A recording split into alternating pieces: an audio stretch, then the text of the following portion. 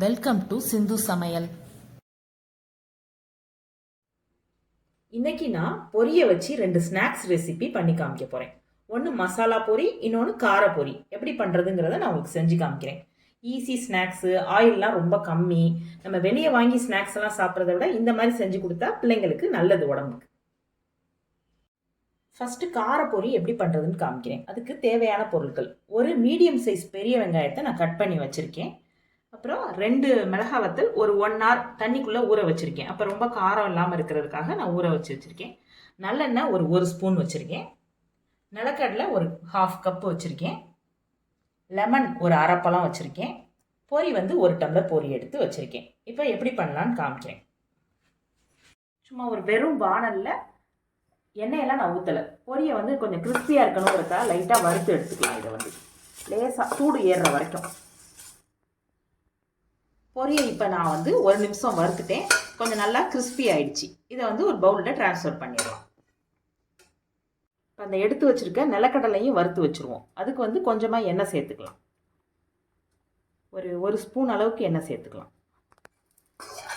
இந்த நிலக்கடலையை வந்து நான் மொத்தமாக போட்டிருக்கேன். 2ஆக பிரிச்சுட்டு மசாலா பொரிக்கும் கார பொரிக்கும் பிரித்து எடுத்துக்கலாம். அதை பாதியாக போட்டுக்கலாம். சிம்மில் போட்டு ஒரு 2 நிமிஷம் வறுக்கலாம். அடுப்பை ஆஃப் பண்ணிடலாம். நான் 2 நிமிஷம் சிம்ல வச்சு வறுத்துருக்கேன். காரப்பொரிக்கு இப்போ என்னெல்லாம் அரைக்க போறோங்கிறத காமிக்கிறேன். அந்த வெங்காயம், 2 மிளகாத்தூள் தண்ணியில் போட்டு வச்சிருக்கிறது, 1/2 லெமன்,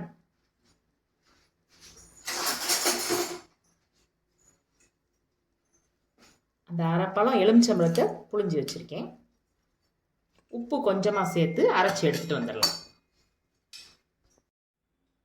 நைஸாக அதை ஒரு பேஸ்ட்டாக அரைச்சி எடுத்துகிட்டு வந்துட்டேன். அதில் நம்ம எடுத்து வச்சுருக்க நல்லெண்ணெயை ஊற்றி கிண்டிடணும். 1 ஸ்பூன் நல்லெண்ணெய் இட்டு நல்லா மிக்ஸ் பண்ணிடணும். இப்போ நம்ம மிக்ஸ் பண்ணி காமிக்கிறேன். நான் இதில் நிலக்கடலை பாதியை போடலாம். போட்டுட்டு நம்ம அரைச்சி வச்சுருக்க பேஸ்ட்டு ஃபுல்லாமே போட வேண்டாம். நமக்கு எவ்வளோ தேவையோ, காரம் எவ்வளோ தேவையோ அந்த மாதிரி போட்டு மிக்ஸ் பண்ணிக்கலாம். நான் ஒரு 1.5 ஸ்பூன் போட்டிருக்கேன். இதை அடுத்து இன்னொரு நாள் யூஸ் பண்ணிக்கலாம். ஃப்ரிட்ஜில் வச்சு யூஸ் பண்ணிக்கலாம். 1 வீக் வச்சுக்கலாம். ஒன்றும் பண்ணாது. இதை நல்லா மிக்ஸ் பண்ணி இதில் லெமனு, எண்ணெய் எல்லாம் சேர்த்துருக்கனால நல்லா பொடியோட நல்லா ஒட்டிக்கிடும், மிக்ஸ் ஆகிக்கிடும். நல்லா டேஸ்ட்டாக இருக்கும். நல்லா மிக்ஸ் பண்ணிட்டேன். இதை வந்து ஒரு பவுலில் ட்ரான்ஸ்ஃபர் பண்ணி காமிக்கிறேன். ரெடி ஆயிடுச்சு பாருங்கள்.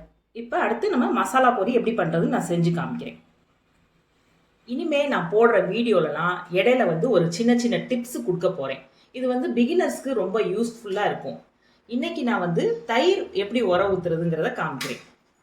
இப்போ வந்து இந்த மாதிரி பால் இருக்குல்ல, அதில் ஒரு துளி நம்ம வந்து தயிர் சேர்ப்போம். அது வந்து எல்லாருக்கும் தெரிஞ்ச விஷயம்தான். தயிர் சேர்த்து கிளறுனா தயிர் வந்து உறைஞ்சிருங்கிறது எல்லாருக்கும் தெரிஞ்ச விஷயம். இது வந்து காலையில் எடுத்து பார்த்தா உறைஞ்சிரும். பட் ஆனால் மேலே கொஞ்சம் தண்ணி விட்டுட்டு இருக்கோம். அப்படி விடாமல் இருக்கிறதுக்காக இந்த உர ஊற்றுனதை நல்லா நுர வர்ற மாதிரி 2 தடவை நல்லா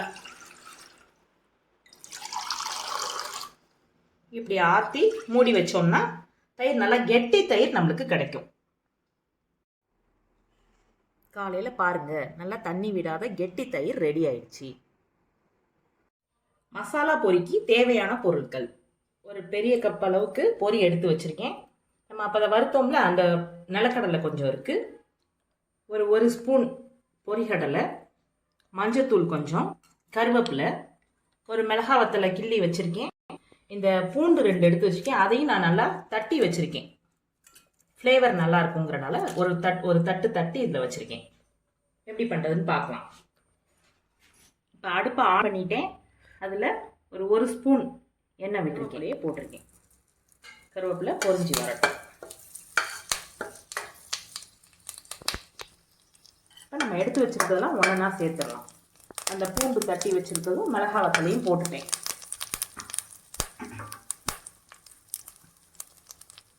அடுத்து பொட்டுக்கடலை சேர்த்துடலாம்.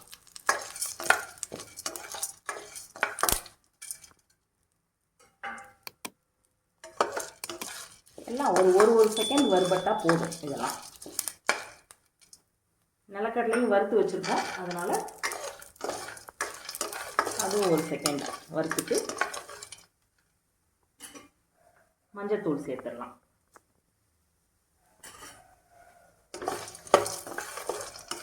உப்பு வந்து பொரியிலே இருக்கும், அதனால் உப்பு நான் சேர்த்துக்கல. உங்கள் பொரியில் உப்பு கம்மியாக இருந்ததுன்னா நீங்கள் லைட்டாக பொரியில் இப்போ கொஞ்சம் உப்புத்தூள் சேர்த்துக்கோங்க. பொரியை போட்டாச்சு.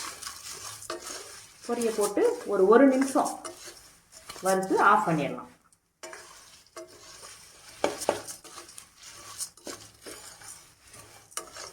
நல்லா கிறிஸ்பியாக இருக்கும். இந்த பொரியை நம்ம நல்லா ஸ்டோர் பண்ணி ஒரு 1 வீக் வச்சு சாப்பிட்லாம். பாக்ஸில் போட்டு வச்சிடலாம். காரப்பொரி வந்து செஞ்ச உடனே சாப்பிட்றணும். மசாலா பொரி வந்து இந்த மாதிரி ஸ்டோர் பண்ணி வச்சு சாப்பிட்டுக்கலாம். 2 நிமிஷம் சிம்மில் வச்சு வறுத்துட்டேன். மசாலா பொரி ரெடி ஆயிடுச்சு. நான் இதை வந்து ஒரு பவுலில் ட்ரான்ஸ்ஃபர் பண்ணி காமிக்கிறேன். மசாலா பொரி ரெடி ஆயிடுச்சு. இது அந்த மஞ்சள் பூண்டெல்லாம் தட்டி போட்டதுனால ஃப்ளேவர் ரொம்ப நல்லாயிருக்கும்.